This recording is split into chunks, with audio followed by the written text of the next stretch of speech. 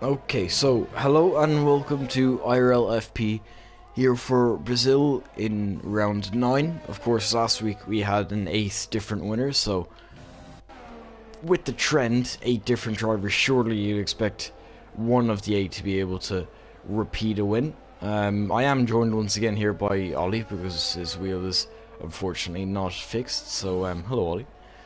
Hello everyone, nice to have you here, and we've got a sunny qualifying here into Lagos. I'm not sure about the race, might have a little bit of rain joining us today, but at the moment we're seeing the drivers out on the medium and soft kind of tyres. Of course, Terminator and the Mercedes leading the way so far. Yeah, of course, in the Mercedes you should expect at least decent times. Probably pole position would be somewhere in the 7s. A 6 would be a little bit of a stretch, so I'd be kind of expecting a high to mid 7. Given it is FP, you have to remember, like, you can't drive the cars to the best of their ability necessarily. Right now, of course, Michael Marlowe in second, Nino in third in the Alfa Romeo with an 8.1. So actually, to be fair, maybe could get into the lower 7s if someone hooks up a good enough lap. Obviously, be looking at the quick guys. Matthew Aller, of course, in a Williams or Haas. I can't actually tell which one it is, but He's in a Williams. like he is in Williams. The color on the side looks very similar, but yeah, we'll try and find someone who's finishing up a lap. I think that's actually just him, or not necessarily finishing up, No, but he's starting a lap. finishing a lap, I think. Oh no, he's in the pits. Okay, well yeah, then we will just go with Tim into turn 4. Of course, apparently purple, or at least according to the track map, in sector 1, as he's going to be going through the kind of double right-hander here, or kind of double apexed. I have to check if this counts as 2 corners. We'll have this proper for like Yes, it does. a little bit. Yeah, it does. Okay, so a double right-hander corner kind of thing. Now going to be finishing up sector 2 in a few moments as he goes through the flat left-hander. Got to be very careful because it is easy to spin your car if you overcommit to it a little bit too much. Apparently purple again in the middle sector, can't be too sure of it. Of course, the McLaren is a good car. Tim is by no means a slow driver in F2 at the moment, but he's going to be going up to the line. We'll see how quickly he's able to go, and it's going to be an 8.1. So not quite pole, but not too far off at 3/10. Next driver on a lap coming up towards the line is Lewis Weissman in the Ferrari, of course, one of the slower cars this weekend. Of course, last year having the much slower engine, but he's going downhill left-hander, using the grass to brake, which of course the top drivers will be doing that to get a wider line and carrying more speed through the apex, of course, going through the Isaac Glock corner. Using all the power the Ferrari has, unfortunately not that much. Going down the straight, let's see what that time he'll be able to set. DRS wide open, using all of the DRS. Comes across the line, goes P10 with a 1 minute 8.6. Yeah, not a great time, but you can't really expect too much from a slower car, of course. We'll be seeing kind of how it sorts itself out by the end of this qualifying session. There is still 11 minutes left, plenty of time for people to be making up time on their laps. But Pro to P5 in the mediums. Okay. 4 laps on those tyres. It Quite a lot wear into them. didn't quite catch the name there, but yeah, on the mediums, actually quite a good time. As of course, starting on the mediums, it'll give you a pretty easy medium soft, if I'm not mistaken. I'm pretty sure it's a soft medium anyway, just about. But medium soft gives you a lot more security, as it is kind of on the edge, the standard strategy. So might be seeing some people getting it wrong and going for soft hard. I don't think that's the strategy by what I remember anyway, so I think we may see a couple people though go onto the hards, just sorry to interrupt, because of the course it's realistic cars, so the tyres will have much worse damage. Tyre wear, sorry. So that's something you need to take into account there. yeah, certainly.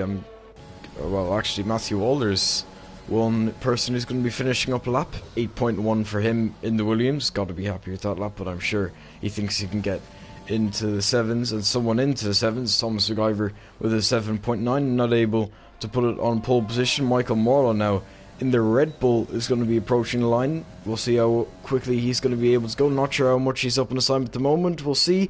There you go, 7.1 0.6 for Michael Marlowe, right onto pole position, 2/10 ahead of Erminator, who's actually going to be finishing up his lap as well. Apparently purple in sector 2, not completely sure if that's true, because you can never be too sure with these F1 games, but he's going to be going up to the line. He's in a Mercedes as well, and he's going to retake a 7.2 there, so quite a good lap time. They're getting quite quick. Maybe I underestimated how quick the cars would end up going here in FP, and well, maybe underestimated the guys in the quicker cars in a way as well. Nino's gone off. Nino's gone off the track at the main last corner. I don't know if he's had a Kimi Raikkonen and he's just gone for a little exploration, or if he's got wing damage, or if he's just going off there to avoid other cars or not, but I've just seen him off on the grass having a little bit of a bumpy ride, doing some lawn mowing. Yeah, I just about caught that, well, at the end of it, basically, as he was rejoining the track, Matthew Waller going through, he was luckily on an in-lap, wasn't hindered at all by Nino Romano. Lewis Curtis is going to be going into the pit lane. There's a car just in front of him. I'm not sure who that is. It looks like an AlphaTauri.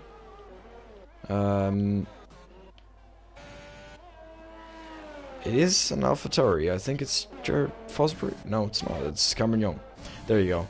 That was actually Cameron Young starting a lap in the AlphaTauri. Of course, he is one of the drivers certainly in the running for a championship, as he's going to go a little bit too wide and invalidate his lap as well. The Racing Point just behind him, I think that's, yeah, it is Lordy, just behind him on that lap. Would assume he's gone into the softs now. Yeah, he is.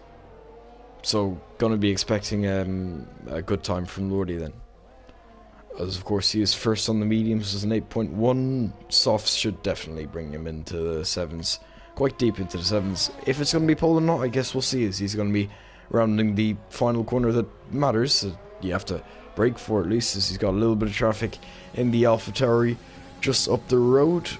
He might be able to gain a little bit of slipstream from this as the AlphaTauri goes into the pits. So it's going to be Lordy's track all to himself, as he's going to be starting up now. So into turn 1, got to really set up turns 2 and turns 3. You can gain and lose a lot of time through here, as he's going to be exit through. You got to really hook the inside as well, make sure you can gain those extra few hundredths of a second that are so crucial. Of course, every 100,000 counts, because it can come down to being that small, as he's going to be going through now. The double right-hander here, really got to commit to this, and then it's a sudden break to a very kind of off-camber corner, if you want to kind of say like that, and then a very nice flowing section finishing up sector 2. We'll see how much he's up on his time, if he is up on his time. I mean you'd expect it, being on the softs. He's going to go across the line now. He is 5/10 up on his time, so this should put him at least second, you would expect it, as he's going to be approaching the line. Of course, a Mercedes engine, sector 3, very reliant on the engine that you're running, so Racing Point going to be benefiting quite a bit from that, and he's not going to put it on pole position. A P2 with a 7.5. Because of course, just looking through the field now, we've just seen Lewis Weissman go 6th on the Ferrari, to mention again, but you've got the likes of Matthew Alder, Lewis Romanino and Black Phoenix starting their laps now. Of course, of Lewis Curtis, and validate, and he's spun going through turn 2, the bottle. He's managed to keep it out the wall, but he's going to have to keep out the way of the other drivers coming through turn 2. Just caught the end of that, but he's not going to be happy with caught on camera, slowing down for the Racing Point of try and catch me. But he's going to have to keep an eye out for his Williams teammate Matthew Alder. Coming up to turn 4, of course. 300s up on his lap time. Going yeah, around. I'll go on board if you want to here, especially if take there's a him car on then. the inside. Nice, he's keeping the car in the apex, using all the exit curb, down to third gear. You don't. Oh, he chooses to use second gear. That's surprising. He didn't use that last lap. Nice to rotating the car, get the traction down nice and early, but he got a little bit of oversteer at the moment. He might get some dirty air from trying to catch me just up ahead, of course, but I think he's on the lap as well, unless he's invalidated it. Down the downhill left-hander, which of course is a nightmare if you have wing damage, using all the grass, braking nice and late. Whee! Driving it like a go-kart, that Williams, Matthew Alder is. Seeing the back end stick out a little bit, he's going to get a nice bit of slipstream and heading towards the line. Open the DRS, oh, he's going to the pits. Well, yeah, that was a little bit anticlimactic there. Nino Romanello is not going to be setting a time, at least in the immediate future. Neither is Lewis Curtis after he had his little trip in the grass. So I did actually catch the end of it just about.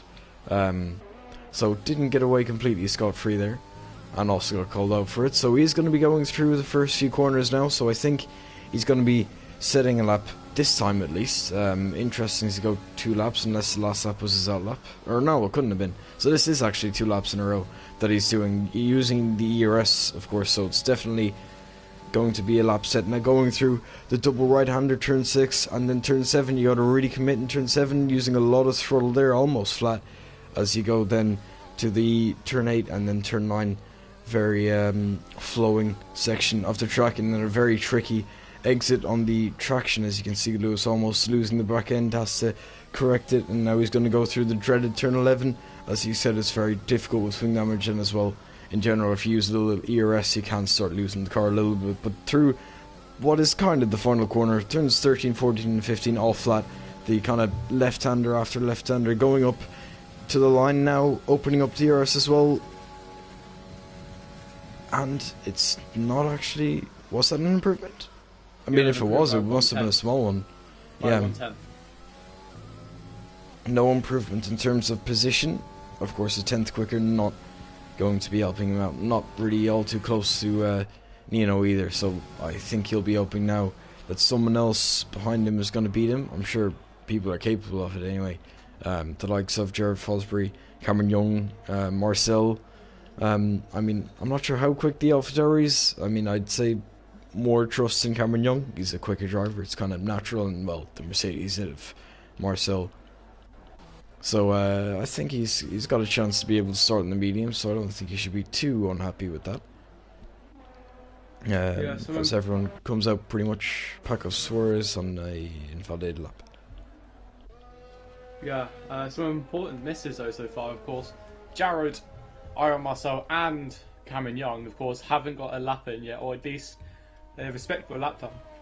Jared's got a 9.1 in, but in the AlphaTauri you would expect better, surely, wouldn't you? But IRL Marcel in the Mercedes needs to be up in the top 5, really, in that Mercedes. And Cameron Young, of course, with all that experience and pace he has, I think he's just been bottling all his laps and hasn't been able to get lapping. So hopefully he's got enough fuel in to go for 2 laps in case he validates again. But surely at this stage you just need to get a lap in so you don't start at the back of the grid. Yeah, certainly. Of course, there's also 17 drivers, 16 ahead of you for starting last. He is out on track, of course, on the softs. It's going to be a bit of a one-shot quali for him, so that's not going to be too good of a situation for him. But at least he's going to be able to get a lap in, as long as it's not invalid, of course, as he's going to be approaching the start, warming up his tires. We'll try and find someone who's actually on a lap. Ross Denholm is going through the first few corners if you want to take him on a lap, Ollie. Okay, let me go find Ross Denholm. There he is. Going for sector 1. Let's see if he's up on his delta or not. He's up by 1.5 temps. Nice down the 4th gear, clipping the apex, using the outside curve. Try not to validate on the outside. Using all the track. As it narrows, going into the double right hander. Bit confused with his gears there. Nicely rotates the car in, down to 2nd gear. Make sure you... Oh, gets a movement of oversteer there. Let's see if you can get the traction down nice and early. See if doesn't short shift up to 4th there. Up to the Alex Albon and this Hamilton corner. Can be very difficult in traction, especially as the car wants to fling out to the right and the outside. Down the downhill left-hander. Doesn't use the grass on the way into the corner. Avoids the inside curb. Uses way too much curb there. He just clips the grass. Coming round. Final corner. DRS open. As he powers down towards the line, will he take a tight line? Yes, he chooses to take a tight line. And for his final run, let's see, he goes 5th fastest in McLaren. And I did see, I think, Michael Marlowe. No, he's actually on an invalidated lap. Erminator, of course, the person on pole position, starting up a lap. I'm going to try and find someone a little bit more up the... Well, Rocco. up on track, kind of. Rocco Walsh, you say. So we'll go with him. He is actually crossing the line there. Quite a bit down this time, though, I think. Unless he was starting one. It was actually starting one. He was down and he was restarting a new lap. Nino Romanello certainly starting one. I think there's a little bit of a crash or something happened in the final corner. Nino Romanello's backing off, so he's not going to be looking for an improvement, hoping someone else is going to beat him. Sylvain Vezier is actually invalidated as well. Tom Jewell, he's not invalid. We'll try and find...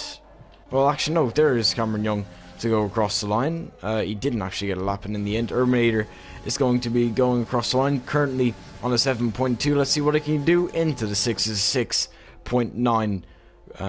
Very good lap from the Mercedes driver. Of course, Michael Marlowe might have a thing or two to say about that, as he is going to be approaching the end of Sector 2. We'll see how much he's up in his time before he goes through the final corner. He's actually down on his time, so he's going to have to find a lot in this final sector, which of course is very difficult to find. He's got a little bit of slipstream from the car in front of him though, so might be helping him out a little bit. 7.5 from Paco Suarez. No, Michael Marlowe's going to be going into the pit lane. And no, actually Wasman, no, he's invalidated, so that's it. Important Terminator on highlight pole. just missed there. Sorry about that. Important note you just missed there is that Black Phoenix continued on his lap and set a lap in the dying moments there, just beating Nino Romanello in the other Alfa Romeo by 24,000th of a second. Kevin, you've got to say that's really close, and surely you'd want to be starting P11 where Rocco is. So, was it beneficial for him to set that lap, or do you feel as though the track position is very important and starting on the soft? Yeah, track position well, no, it's important, but not by the one position when the position behind you is going to be able to start on mediums, because mediums to softs, it has to be the better strategy. Like, the softs go quite a while, like, for sure, but the wear, like, and how much they wear as well. Actually, Wasman with a 5-second penalty there, or sorry, a 5 grid place position penalty, I should say. But Erminator, of course, putting it on pole, 5/10 ahead of Paco Suarez in the Renault Lordi, rounding out the top 3. Michael Marlowe in 4th, Ross Denham in 5th, Thomas McIver 6th, Matthew Walder in 7th, Lewis Wasman in 8th, Tim in 9th, and then of course Rocco Walsh in 10th, just beating Nino Romanello in 11th, and then Lewis, Jared, Vezier and Tom all setting laps, Marcel and Cameron at the back of the grid.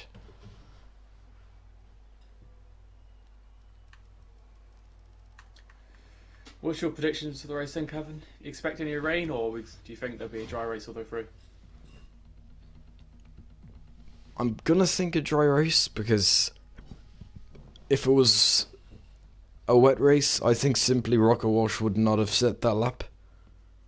Because why would you risk it on softs when there is rain coming? Maybe the rain would be earlier on, but I don't see it happening. Especially, well, we can see it now. I don't see rain happening in this race. Yeah, although very, very blue sky. Yeah, although the top 3 though, I do need to see the grid, but I would certainly be putting Erminator as my P1 though. Seems to have a lot of pace in the rest of the grid. Of course, the Merc helping out with that. Yeah, the Erminator is looking very quick. Of course, the only driver into the 6s. Expect to see the top 10 on the softs, but be interesting to see behind if any of the drivers go to the hards or the mediums. Of course, if they stick lower to the softs, because of course you want to be within that DRS range. Because if anyone ahead of you falls out of the DRS, that is effectively a race over. It's very, very difficult to get back in it, and it's very difficult to save the ERS around here. It's very, very hungry, this track around Brazil on your ERS. So you've got to be very, very also cautious with your deployment. And of course, drivers like Matthew are very, very good at holding back the deployment. So I expect him to be a mighty, mighty driver this race, and wouldn't be surprised to see him on the podium, of course, with that Mercedes engine in the back of the car. As Erminator leads the grid array, I can't speak. I don't know. Of course, yeah.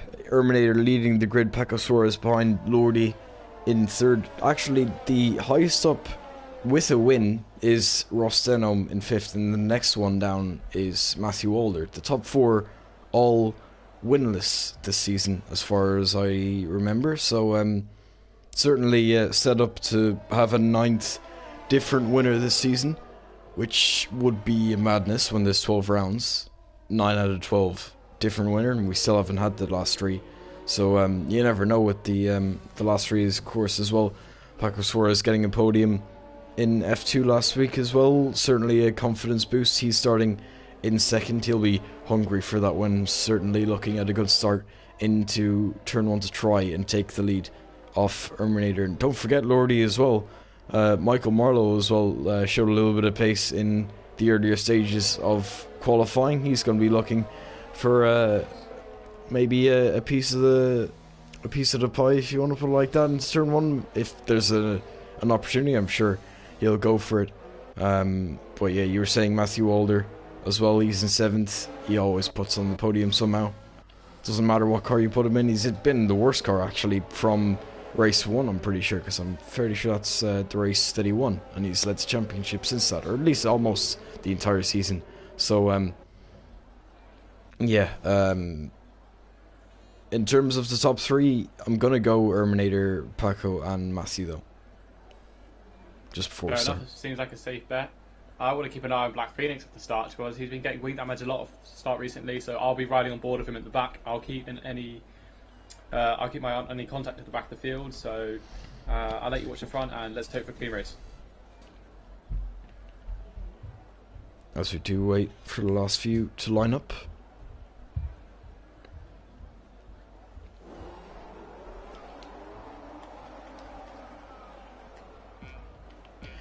As it's 3, 4, 5 red lights for the Brazilian Grand Prix, and they've actually gone out quite quickly. As away we go, the Mercedes looks like it's going to be leading into turn 1. Paco Suarez is going to be slotting in behind Marlowe, trying to challenge Lordy going through the first few corners, but it looks like more or less everyone keeping it together. The Red Bull still actually trying it down the inside, really wants this P3, but he's not going to be able to do it as Lordy defends on the inside a little bit, going into, actually no, off the track a little bit. Lordy loses 2 positions there. Ross Denham up to 4th as well, so losing 2 positions. The other Racing Point now is also going to be trying it. Thomas MacGyver down the inside a little bit. I'm not sure if he's going to dive it, he's not. So in the earlier stages, Erminator is going to retain his lead. Paco Suarez in 2nd, Michael Marlowe up to 3rd, Ross Denham up to 4th, and Lordy down to 5th. There's of course at the back of the field there was a bit of position changes. Matthew Walder losing out of position. He got a really poor getaway. Rocco got a really good getaway on the other hand though, but he backed out. But of course I saw Lewis Weissman being spun out. I didn't see who by, but something seemed to happen, and Tech seems to be letting Lordy go. I don't know why they're doing that so early on, but they seem to be very, very crowded around the back, with Vessi making a move on Lewis, and it seems to be Rocco is a sitting duck on the straight as well. Yeah, there's a Renault on the inside there. He's actually going for a double overtake, and he's hit the Williams of... it should have been... Yeah, it was Matthew Walder. Lewis is with Vessia. Well, I'm not completely sure what happened there. I thought it was Matthew Walder ahead. Maybe it was Lewis who went round. I can't really tell what was happening there. But Lewis is still going to be trying it on the outside. There's actually a Racing Point around there as well. Thomas MacGyver is round. Tim Mercedes is falling back a little bit. Maybe he was involved in that. There's yellow flags. He's actually hit again. More incidents as the Williams and Lewis Curtis goes off a little bit, and there you can see Tim Mercedes off the track to McLaren there. So plenty of incidents here. Not completely sure what's actually like causing them, because it's kind of hard to tell with everyone so bunched up. But Erminator in the early stages 1.3 seconds ahead of Paco Suarez, so looks like he is going to be going off into the distance as it looks at the moment. Top 5 more or less kind of holding for it, and then Matthew Walder a little bit off in 6th, but maybe involved in incidents, not completely sure yet. And again, actually, Thomas MacGyver around. Yeah, it just seems to have lost. I think his tyres might be overheated from all that spinning, of course.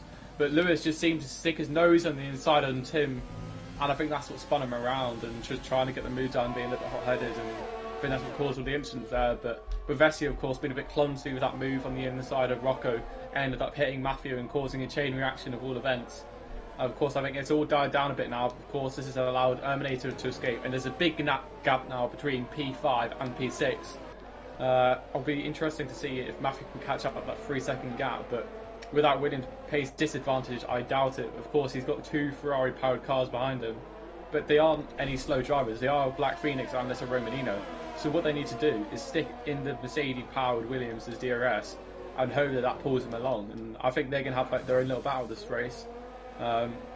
But I'd like to see the likes of Cameron Young come through, of course, in that much more quick. Oh, actually, a fight for second. I have to cut in here. Michael Marlowe down the inside of Paco Suarez, and it's going to actually be a pretty easy move into turn 1. Paco Suarez conceding under DRS. So, yeah, you may actually continue there. Not really too spectacular of an overtake in the end. Just having a little check through all the drivers, see who's got front wing damage, if any of them have got it. And I can't really seem to see many people with damage yet.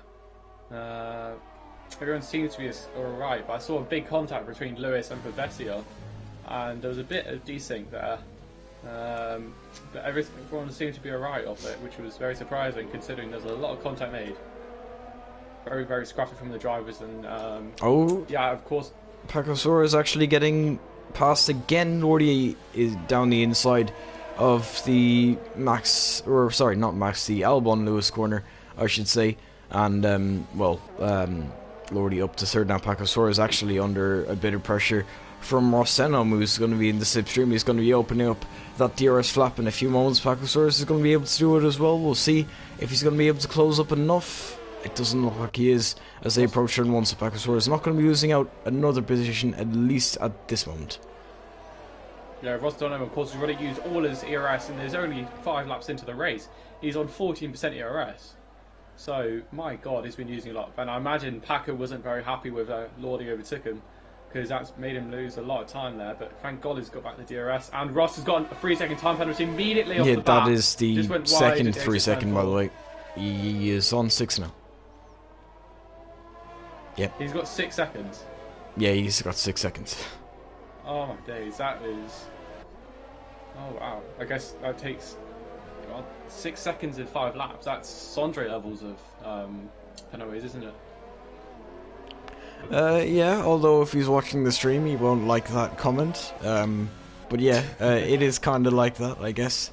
As, of course, the battle for second still pretty heated, you can say. Lordy, of course, making a move on Paco Suarez only a lap ago, and now his next target, Michael Marlowe. Paco Suarez now under a lot of pressure from Ross Senham. Ross Senham's going to try it down the inside. He is going to send it down the inside, side by side, into turn 1 and turn 2 as well. He's going to try the long way around at the inside for the next corner. They're still going to have to stick side by side going down the straight, as actually Lordy is now making a move on Michael Marlowe a little bit further up the track, I should say, up the road. And Lordy is going to be able to make that move. Ross Senham not as successful. Going to have to stick with 5th. I'm going to have to be honest here. Ross needs to sit tight and sit behind Paco, because they need to have that DRS. Otherwise, their race will be ruined, because the DRS is that powerful. I think you gain about 6 tenths per lap here with a DRS. So Ross has no ERS. He needs to sit behind and save up his battery. If he keeps fighting Paco like this, they're going to end up losing much more position. And of course, they're losing all the time in the world to Matthew. The gap before was 3.5 seconds, and Ross has got another warning there, going wide at the downhill left-hander. But Ross needs to sit tight and just not use any battery or fuel, and let Paco catch up to the back of into the barrier. Because otherwise, Matthew's going to catch up, and then they'll both end up losing position. And of course, he's going to fight again. I wonder how this end this time, but they're losing a lot of time in it. If he's going to send it, he's going to send it again. Oh no, he chooses to think better of it. And of course, the DRS is very powerful here. Ross maybe... I don't think Ross is a quickly driving the situation, but I think the DRS is that much stronger. But I'm interested on that gap with Matthew. I really am interested to see if he can catch up in a much, much slower car. Yeah, it looks like Ross Senham isn't able to make this move still. He's certainly... he's committed to making the move, but it's not working out for Matthew Walder, by the way, gapping the 2 Alfa Romeos behind him a little bit, almost breaking that crucial DRS as you're talking about. It'll kind of make the Alphas have to fight each other a little bit, which will certainly help Matthew Walder in his pursuit of the 2 ahead of him, and actually on board of him. You can see the 2 ahead, they're visually a lot closer than they would have been earlier. Of course, under 2 seconds now the gap.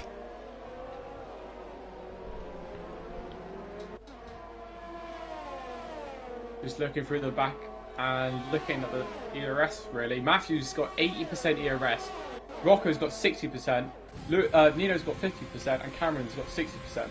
So, speaking of 60%, Tim is going for an overtake down on the inside of Cameron. Pushes him on the grass a little bit there.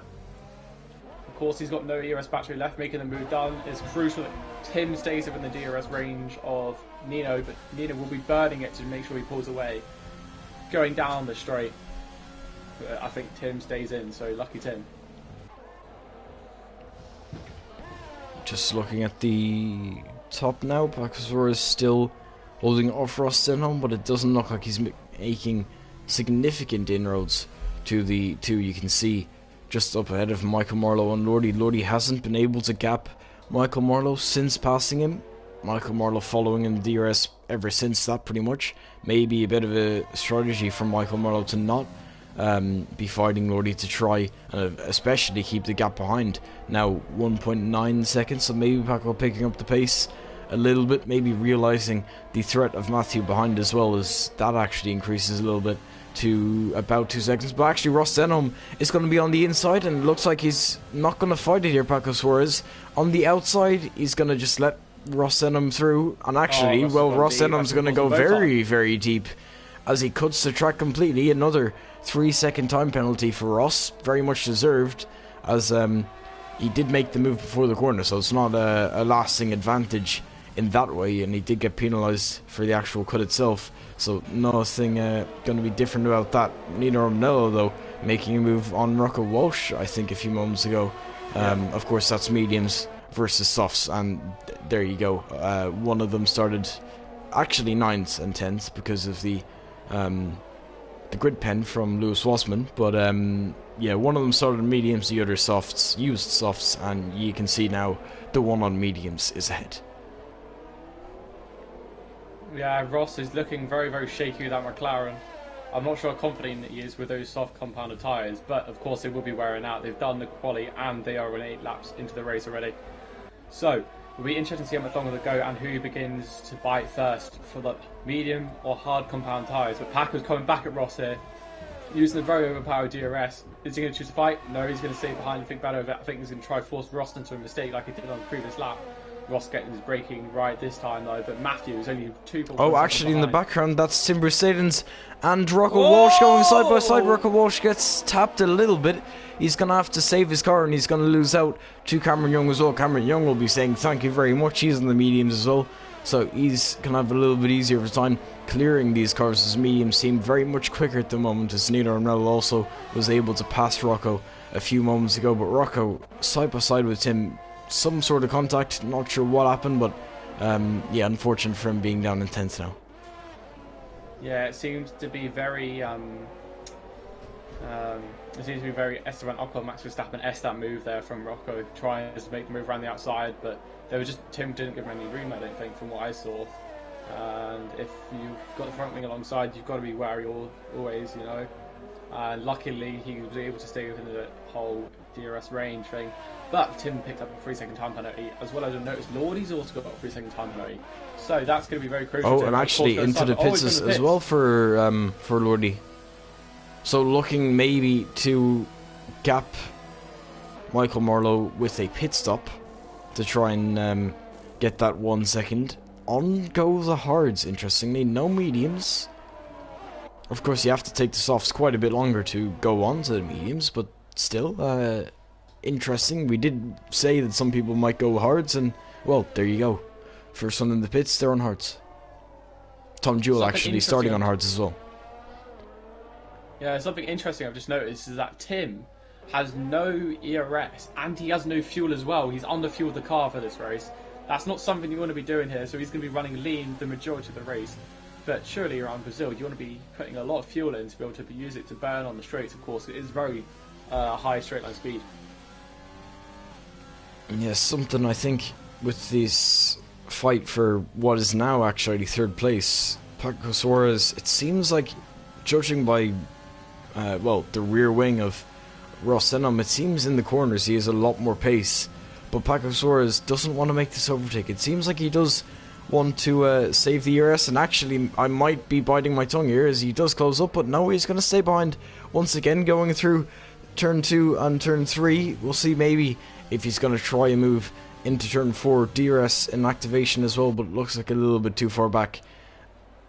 seems like Restanom's maybe using a little bit of DRS to try and get away. Pacosora not using it and being able to stay in the DRS. So, yeah, it kind of seems like Paco's going to let him use his DRS until it runs out completely. I'm not really sure how much he has at the moment. Looks, yeah, it's Ross, like 14%, maybe 15. Ross has got 12 seconds worth of penalties in 12 laps. Will he be disqualified? He may well be. So. At this rate, I mean, he has still another 24 laps to go. So, never say never. And of course, 4 penalties. It's 12 if you do the maths. If he keeps at this rate, and 12 is pushing it. Not sure what a disqualification is. I haven't been disqualified by it, but you know, 12. 30 seconds. Is it 30? Yeah. Okay. Well, maybe not enough, or is it?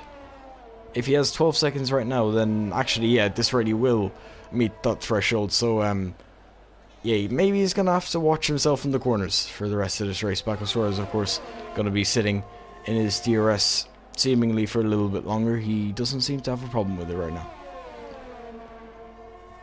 I'm quite interested in what Nino's strategy is. Do you think he'll mirror what Matthew's doing? Go onto the hards? Or potentially will he go onto the softs into the race? Actually, Matthew may go to the mediums as well, you see.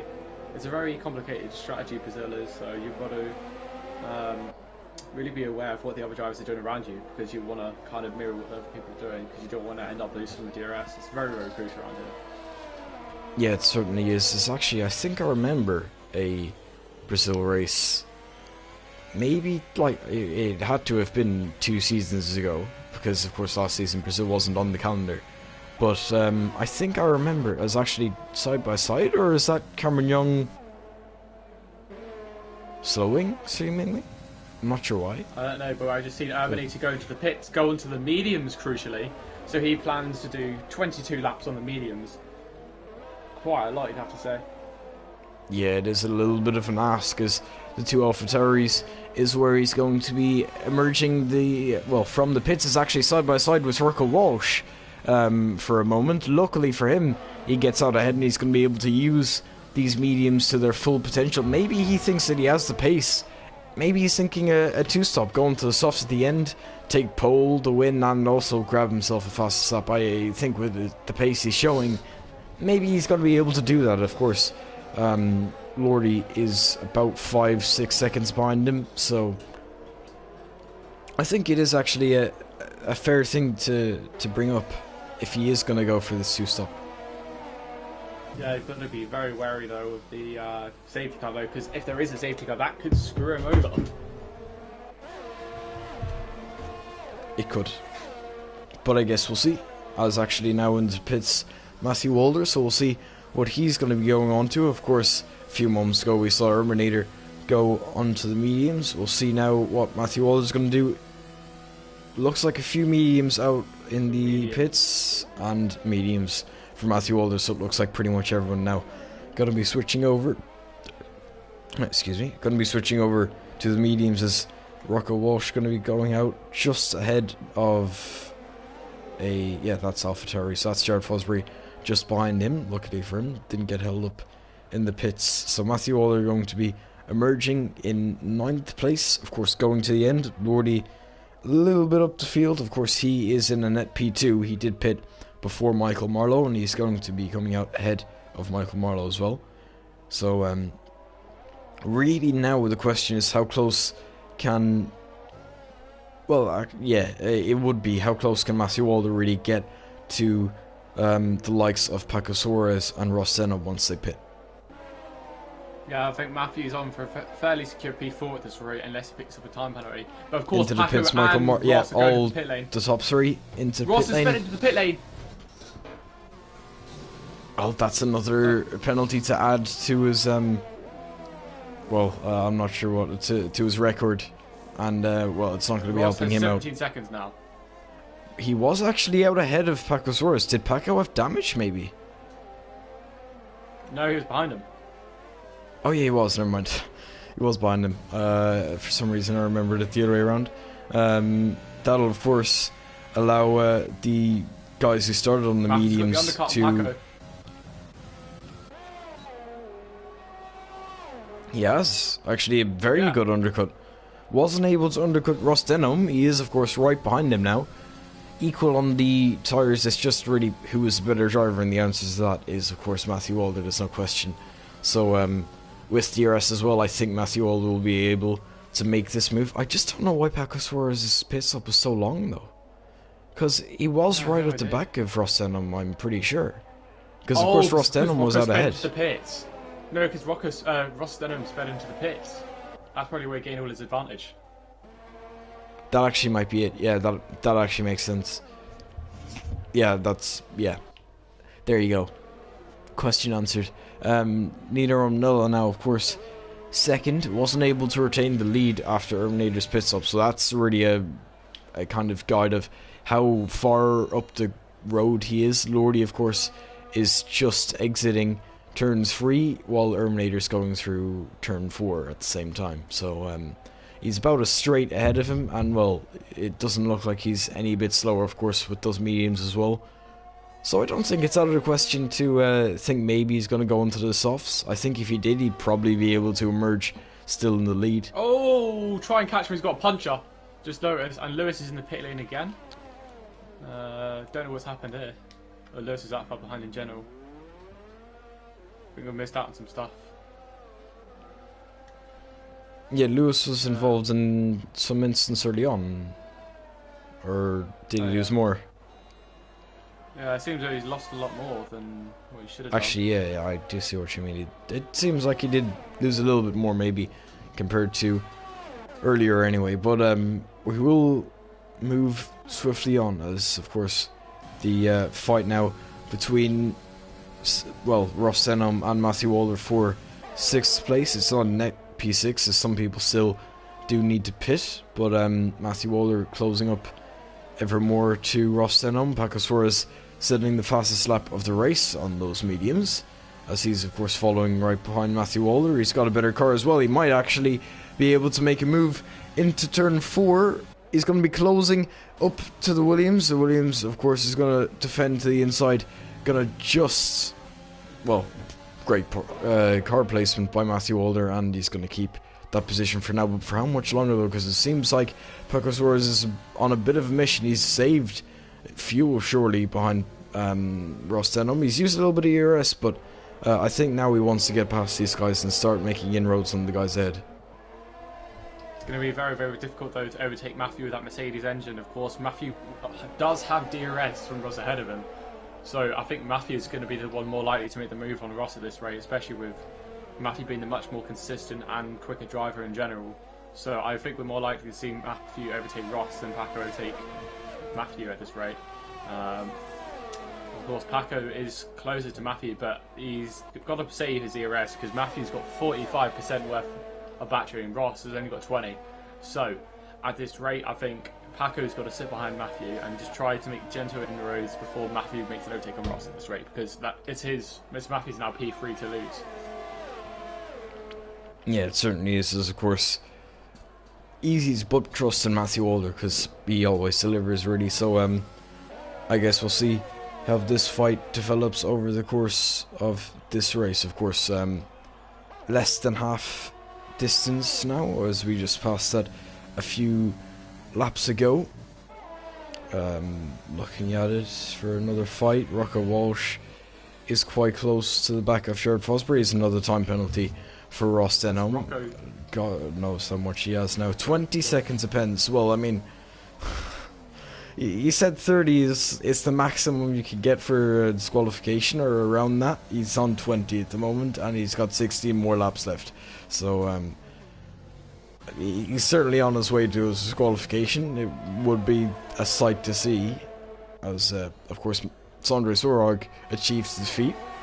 It looks like Ross Denham might be following him. Following in his footsteps, I guess.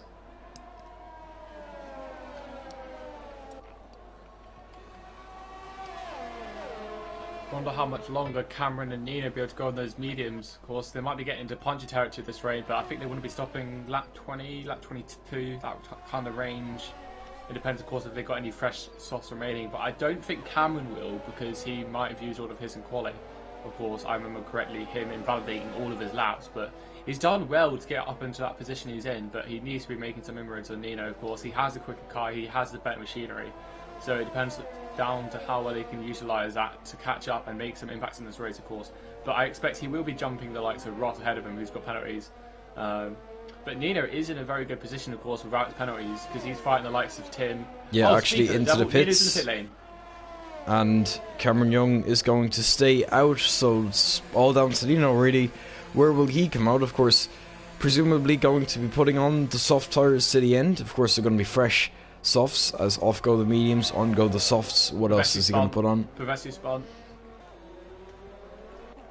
As you're spinning Right, in 13th then. Nino Romano out of the pits. It looks like he'll be going out just ahead of Rocco Walsh, I think. And just ahead of Jared Fosbury. Sorry to interrupt, but Matthew just overtaken Ross, which is a very crucial move here. That's allowed Matthew to be free and someone's spun again. I think that's try and catch me. But Matthew has now been released. He has 56% worth of ERS, so you can use that to pull away from Ross. And it's down to Packer now. Packer's going to get ahead of Ross, who was a bit of the middle chicane at this rate with all those time penalties, of course. He won't be anywhere this race.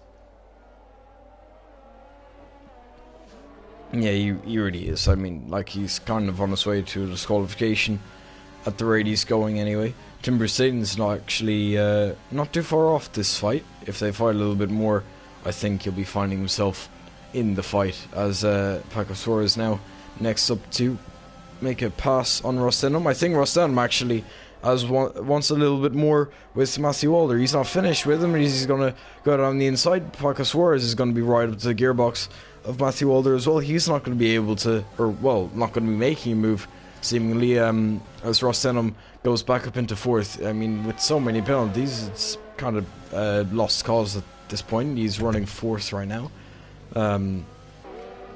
Net P4 on track, but like 20 seconds depends. Like, he's basically a pit stop behind, or he may as well be a pit stop behind, as of course Matthew Walder closing up once again.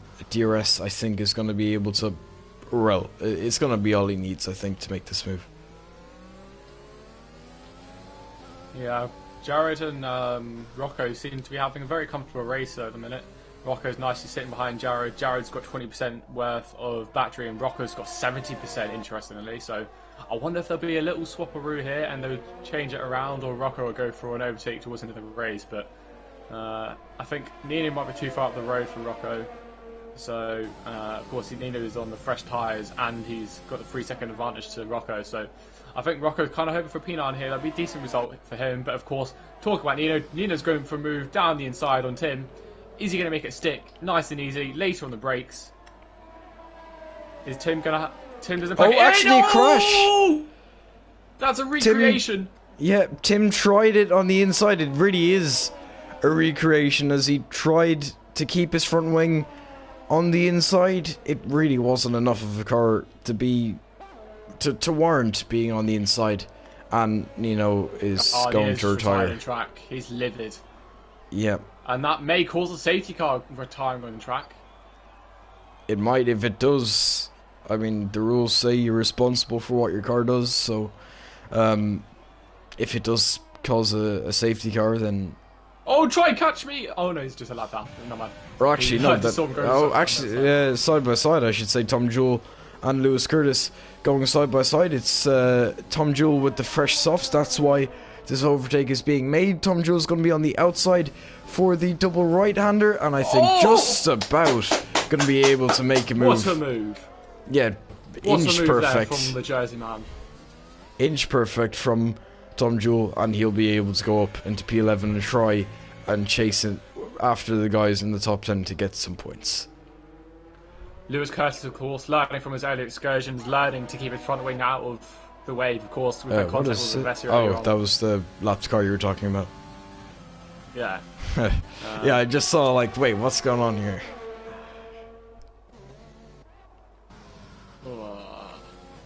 I wonder how Ross's warnings look at the minute, if he's got any more warnings towards another penalty. That's Matthew. Lewis Curtis actually... Oh no, he's going in the bits, that's why. Ross is. Oh yeah, he's probably got wing damage, has he? Or is he just? No wing damage. Just kind of looks like he's struggling. I have noticed a few points that he has kind of been struggling as Matthew Older gets up on the curb. A little bit of a moment there, but nothing too serious. As he's going to be able to.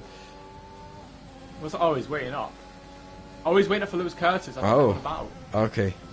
Well, that sounds about right, but I think Matthew Older is going to be able to make this move now for P4. He's going to be closing up, going through the first 3 corners. I think this is where he's going to be setting up his move now on the McLaren as they exit turn 3 right of the back of him. I think this has got to be a slam dunk move as he opens up the DRS. He's going to be going into into turn 4. Not close enough. As Paco Suarez as well in the background, going to be watching this. Neither Matthew or Paco with pens right now. I'm going to do a little warning check on Matthew and Paco. Matthew's got 2 warnings, interestingly, and Paco has only 1. So Matthew more likely at the stage of the race to pick up another penalty, although he is very good at not getting penalties. So it'll be interesting to see if he can keep that record up. And that may end up costing him a podium. But Ross, you have to say, is struggling a bit on the rears again in the McLaren. He was struggling on the soft, so maybe his setup isn't quite set up correctly to be balanced and put with the power balance he got in. But Matthew's got a full battery. I don't know how he does it, but oh, the yellow flag. What's happened? That's something in turn 1 is. No, Terminator is fine. Oh, Tom's slowing down for Lewis. Okay.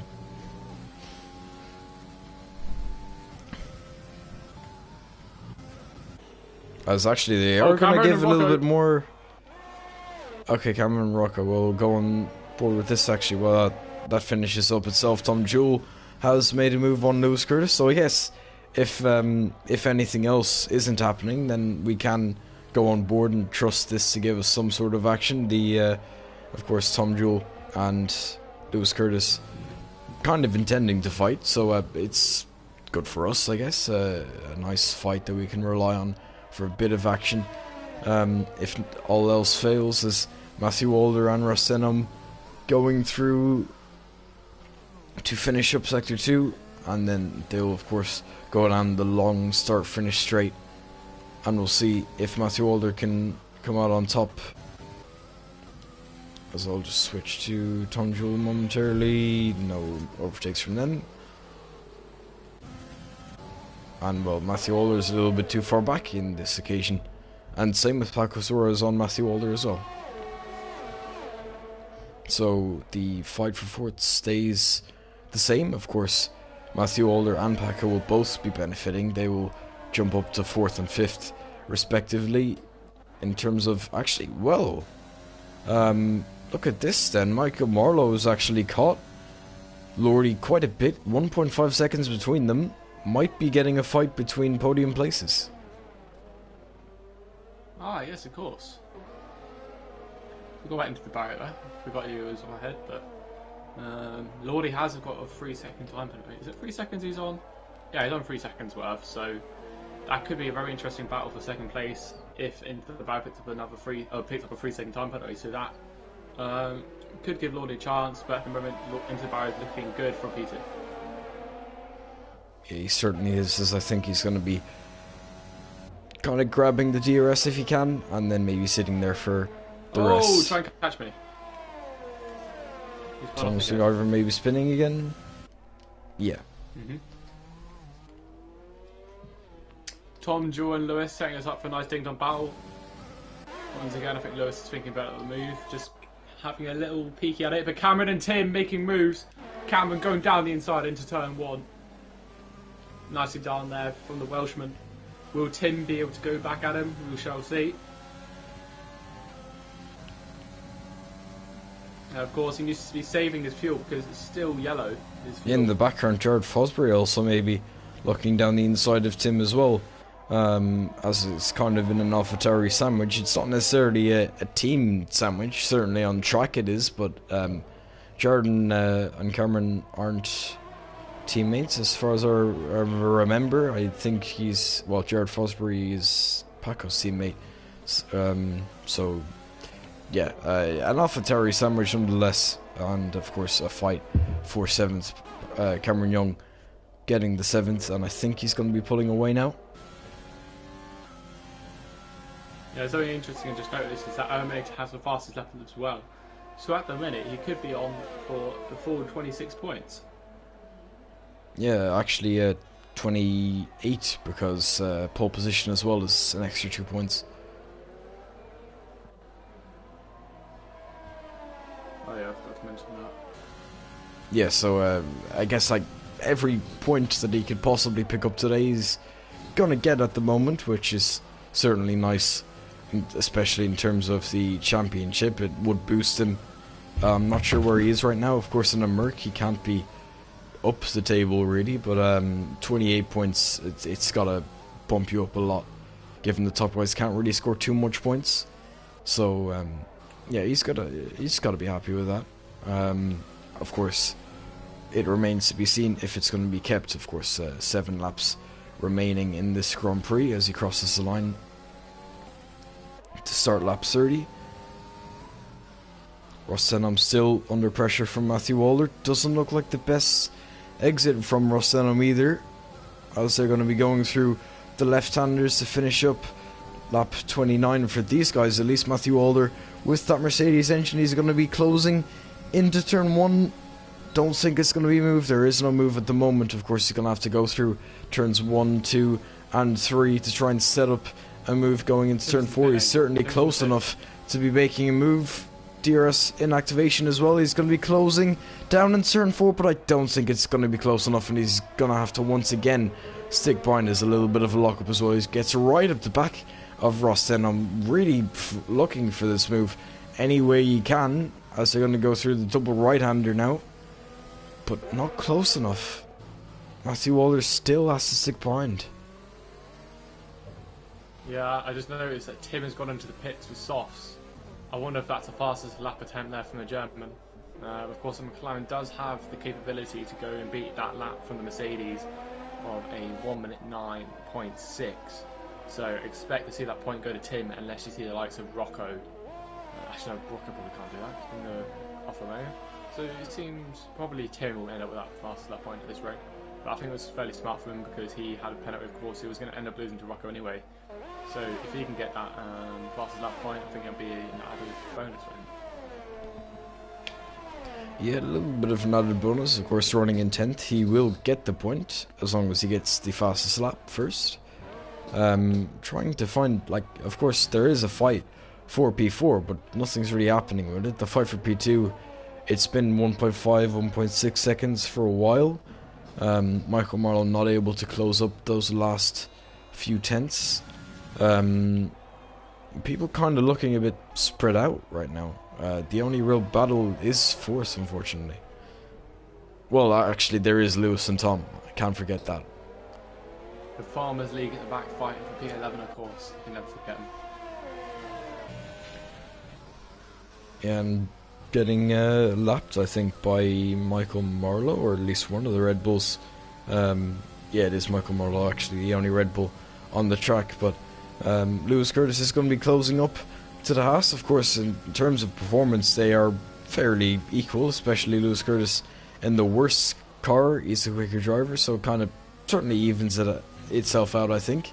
So Tom Jewell under pressure, of course, from Lewis Curtis. He's going to be opening up DRS into turn 4, using a little bit of ERS as well, looking down the inside. Lewis Curtis isn't going to dive it, so he's going to have to think better of it and make the move a little bit later as he gets up on the curb, almost losing the car there. Luckily for him, he's going to be able to keep it on track and continue to fight Tom Jewell for this 11th place. They're not going to be getting anything better. Tom Jewell, just a little bit too much up the track, you can say. Some 37 seconds up the track. Just look at the other drivers, especially at the top. You see the likes of Erminator on 17 lap old mediums. Do you think he may be running into puncher territory here, Kevin? I'm not sure. It's like, I think the mediums kind of. Round. That's a Haas, and that was also a reset to track. That was Tom Jewell. Warning 12. That was definitely a reset to track. Or actually, it might not have been, because it does reset you automatically there too if you go off too much. You automatically sometimes. So maybe not. Even then, though, he's that far off. It doesn't really matter.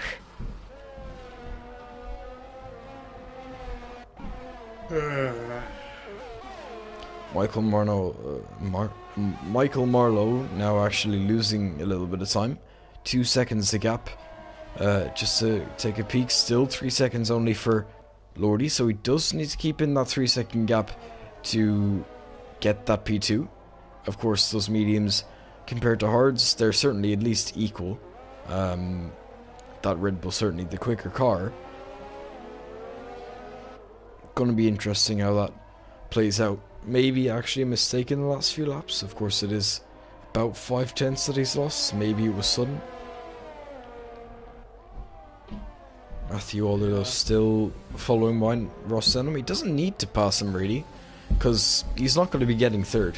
It's unrealistic to think that he would, given that he's that far behind, and Michael Marlowe doesn't have any pens, so he needs to pass him on track. He doesn't need to pass Ross Denham certainly, because I mean he has 20 seconds of penalties, and I guess following the car, he can just kind of relax a little bit, make sure he doesn't get the last warning, and just kind of cruise to this P4. Paco Suarez kind of doing the same. Of course, it is going into the last few laps of this race. Paco Suarez still capable of getting a P5 if he were to pass Matthew Alder. That's all he needs to do, but passing Matthew Alder is not an easy thing. He is a very, very good driver, of course, winning the last few championships. Last few, I say, he's won like 5 or 6 or however many it is at this point.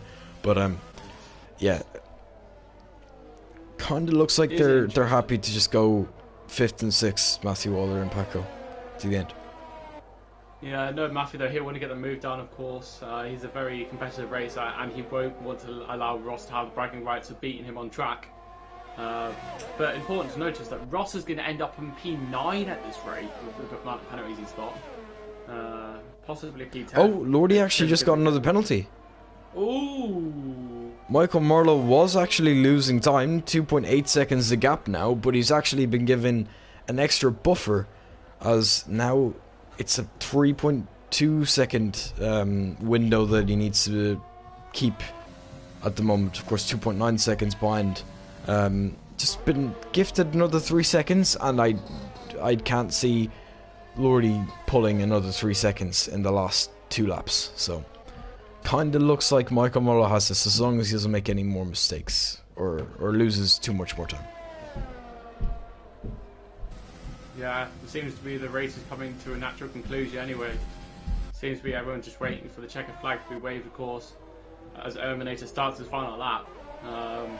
This will be Tom Joe's last lap as well, as of course he's been lapped. But it'd be interesting to see what goes on with Matthew.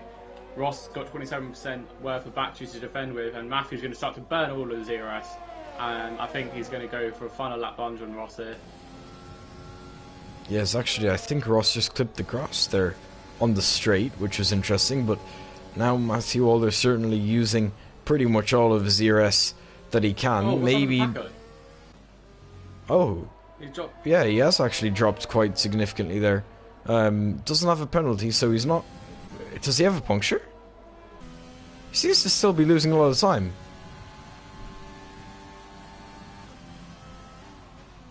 I think he does. He's going very slow. Does he? Yeah, he does. He's got a puncture, I think. No puncture. But he is going he's going very slowly though. As you can see, Cameron Young is certainly closing up to him. I don't think it's going to matter too much, but of course, Erminator is going to cross the line. He's led every single lap of this race, apart from when he pit. Or actually, no, I think he has led every single lap. Because when he came out, he was ahead of Nino. So yeah, he's led every single lap, dominated the race. Lordy is going to cross the line in second, but lose it on penalty. So Michael Marlowe, of course, taking it on pens, that extra buffer helping out. Matthew Alder, of course, is going to end up with that 4th place. Paco Suarez in 5th, Cameron Young in 6th. Ross Denham dropping and dropping and dropping. Jared Fosbury is going to take 7th, Rocco in 8th. And I think that is going to be the last drop yet, as Ross Denham's going to drop Tim's all the so way to 9th. close. Tim in 10th.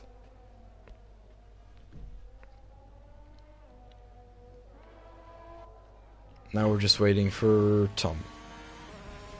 And I expect some shenanigans going across the line. Yeah. And here we go. That's not allowed, is it? I mean, it's been done before on the last lap when everyone else has finished up. So, I mean, it's not the last race of the season, but there you go. And he's just done some donuts and, yeah.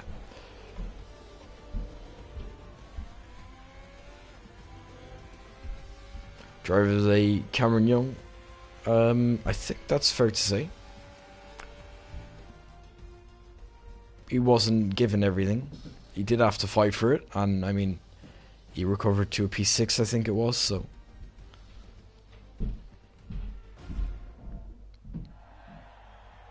But there you go. Erminator taking the top step. I'm not sure if he has fastest lap as well, but I think he's taken every single point he possibly could today. So he's going to be a happy man on the top step of the podium. Of course, Michael Marlowe taking second place on penalties, Lordy dropping to third.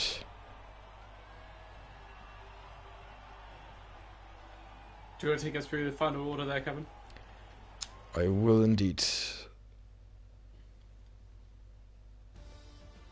And there we go. So, of course, as I said, Erminator in first, Michael Marlowe second with Lordy in third, Matthew Walder cruising to a P4, Paco Suarez in fifth, Cameron Young with a different strategy. He actually came from last place on the grid to recover to a P6, so good drive from him.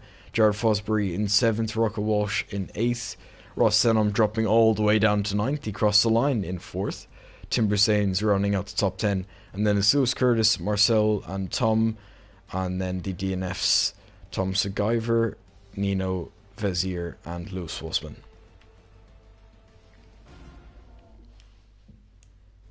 So just going to grab the top three for use.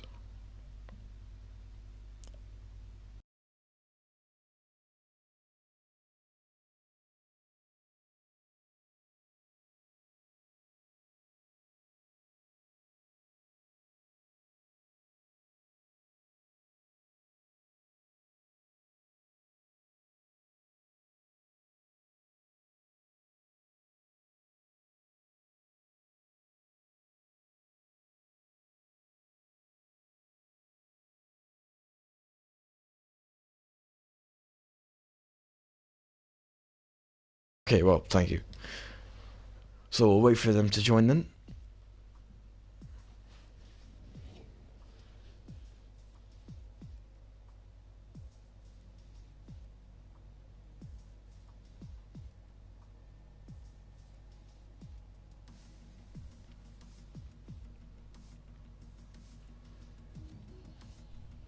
There's Erminator, the race winner. Hello.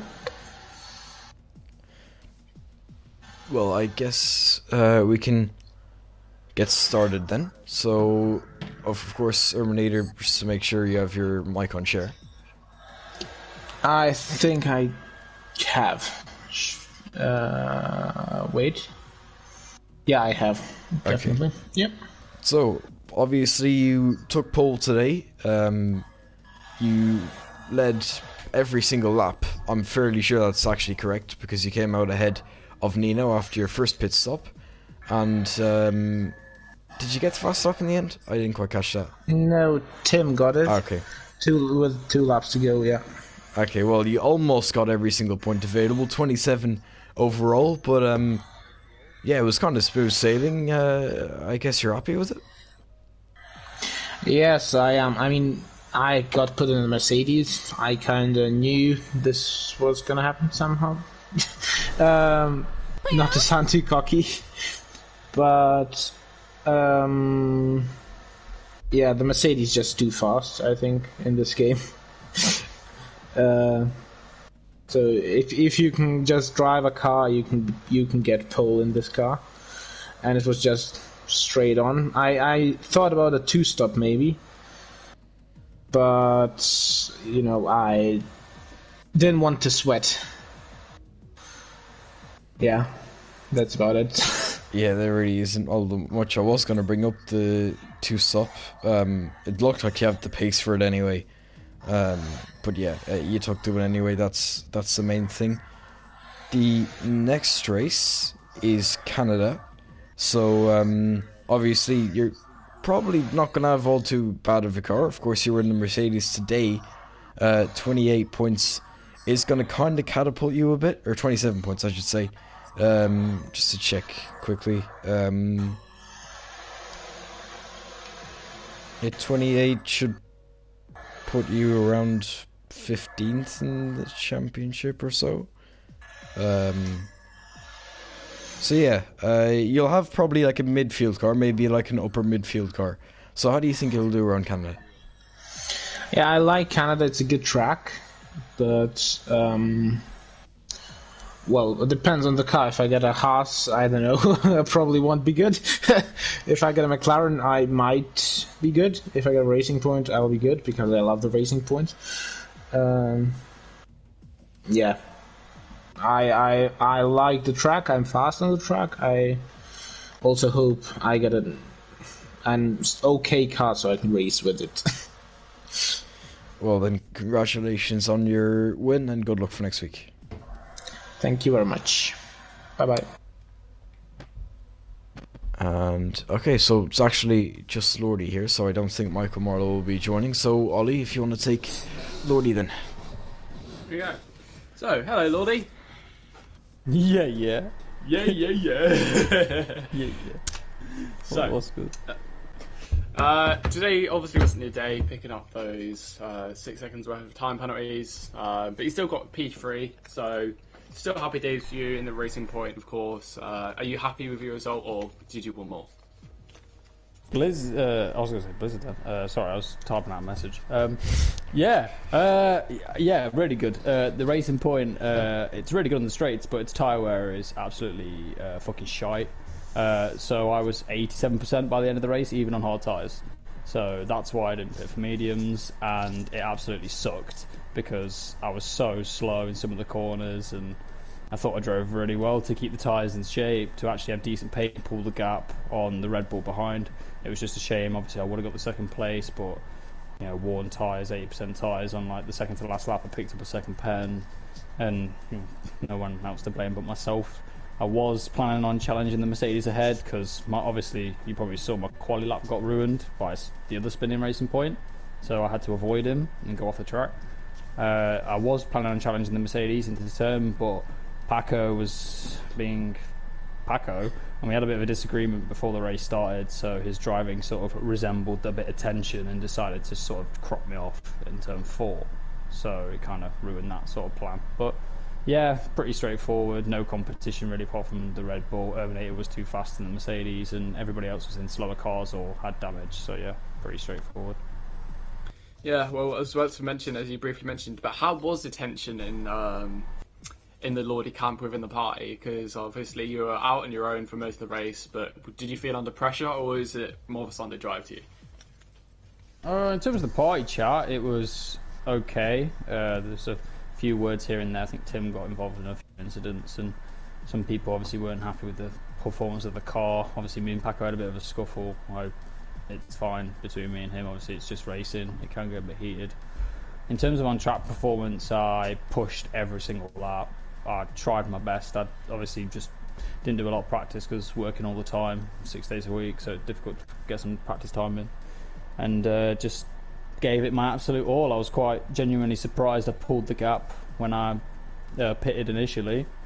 And then it was just keep calm, and the strategy nearly worked, but obviously the second pen. So even, I know the Red Bull backed off towards the end, that's why the gap was about 5 seconds, but it was about 2.7 before I got the second pen, and I had 2 laps to go and I was pulling away, so it was all going according to plan, but unfortunately things didn't align, and still got a podium, but a bit disappointed I didn't get a second. Yeah, well, of course next week is Canada. What are your targets for yourself next week? And I expect you will be moving up a car or two, or moving into a slower car, but it is still fairly spread out in the area of the standings you're at, so I expect you may still be within a similar Ranger car, of course, you gaining 15 points, adding up to approximately 27 points, I think you're on now. 27 points. So, going into next week, what's your targets and what do you plan for yourself? Well, I'm so glad I'm not in the Racing Point. Well, I imagine I won't be in the Racing Point. I imagine I've overtaken a few people in the championship. A Renault or a McLaren or that sort of Ranger car, AlphaTauri would be quite nice around Canada. Obviously, it's a heavy wheel track. It's all about penalties, and as you can see, I got a few penalties tonight. Hopefully, I can't or keep away from the penalties next week. Canada is a track.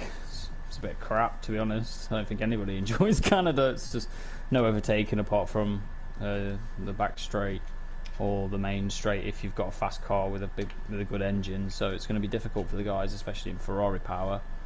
But we'll see how it goes. I've been very good performance-wise in FP so far. I've had some decent cars.